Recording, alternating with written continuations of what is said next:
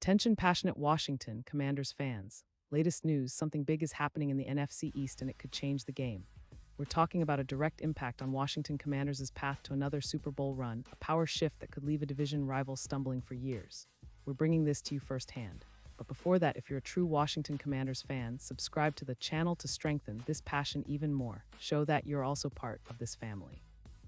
Let's help each other reach 1,000 subscribers. Share with YOUR, FRINDS, and Washington Commanders FANS. Let's get to the news now, folks. What we're seeing right now in the NFL, especially in the NFC East, is nothing short of a game changer for the Washington Commanders. And I'm telling you, it's a story that's been brewing behind the scenes, but now it's coming to the forefront, and it's going to have serious implications for the division, for the postseason, and potentially for the franchise's future. So buckle up, because this is a deep dive into what could be a defining moment for the Commanders and how they're positioning themselves for a serious push in the 2023 season. Let's start from the top.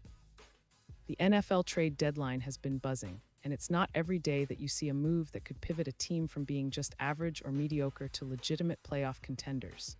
And that's exactly what's happening with the Commanders right now. They've made a bold move, bringing in Jack Conklin, the veteran right tackle from Cleveland, and this is no small deal. Conklin, drafted back in 2016 out of Michigan State, has been a three-time Pro Bowler and a player who's shown consistent quality throughout his career. His PFF grade of 85.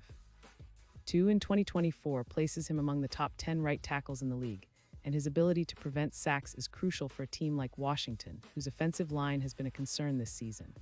With only 4 sacks allowed so far in 2024, Conklin's presence is expected to shore up that protection, especially for quarterback Sam Howell, who's been under duress more often than the fans would like. But the move isn't just about protecting Howell. It's about stability on the offensive line, which has been a bit of a roller coaster for the Commanders. After losing Sam Cosmi to an ACL injury, the right tackle position became a point of concern. Daniels, who's been filling in, has allowed 3 sacks over the last 2 games, and that's something they needed to address.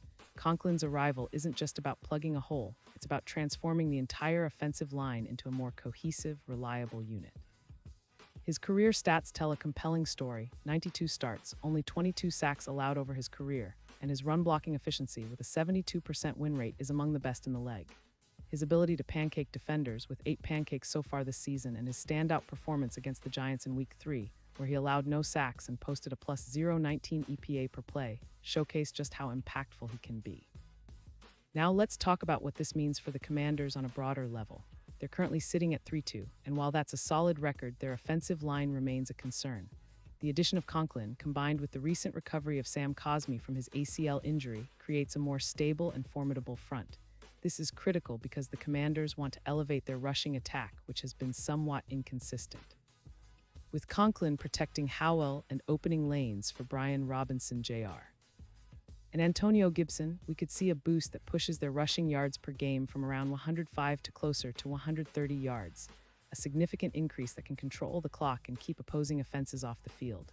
And that's not just about the run game, it's about building balance, which has been a key focus for head coach Ron Rivera.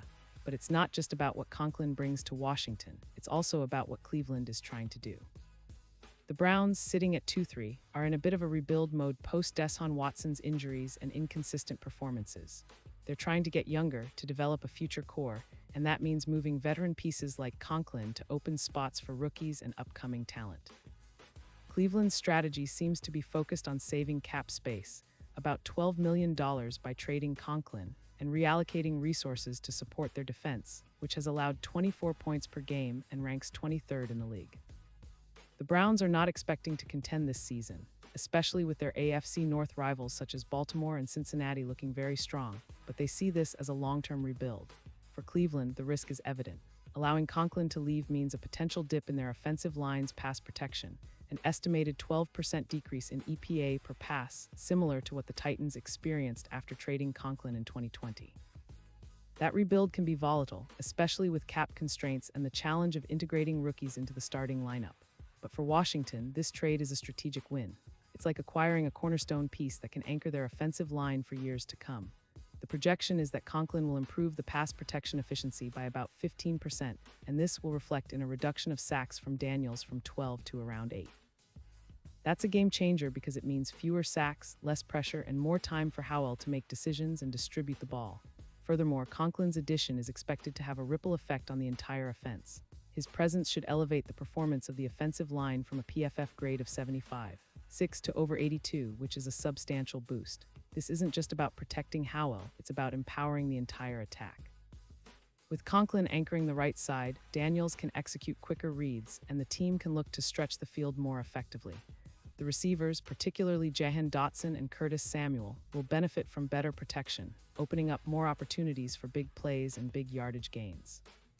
The rushing attack, which has already shown flashes of brilliance, especially when combining a solid line with dynamic running backs, could see an 18% increase in EPA per run, pushing the team closer to their goal of 130 rushing yards per game, a crucial step for a team that wants to control the tempo and keep their opponents guessing. Now, let's not forget the bigger picture. This move has already caused a shift in the Super Bowl odds for the Commanders. Before the trade, their chances of winning the big game were around plus 5,000, but now they've improved significantly to plus 2,800. That's a huge leap, and it reflects the confidence that the betting markets are starting to place in Washington's newfound stability and enhanced offensive line. Meanwhile, their NFC rivals are not standing still.